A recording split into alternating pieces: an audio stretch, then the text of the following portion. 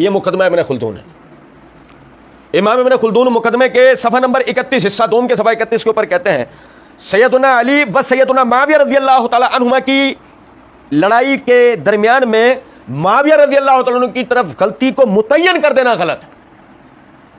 ان کی طرف غلطی کو متعین کر دینا غلط ہے، کیونکہ اجماع کا جو یہ فیصلہ ہے کہ اجتہاد میں صحیح اور غلط دونوں کا احتمال ہوتا ہے، غلطی کے تعین کی صورت میں پھر یہ کہاں باقی رہا؟ بھائی اگر آپ کہہ رہے ہو ان سے اجتہاد میں خطا ہوئی، تو میں نے جیسے شروع میں بھی عرض کیا نا، مجتہد مختی تو ہر لحاظ سے اجر کا مستحق ہے، اس کی خطا کی تو بحث ہی نہیں ہے.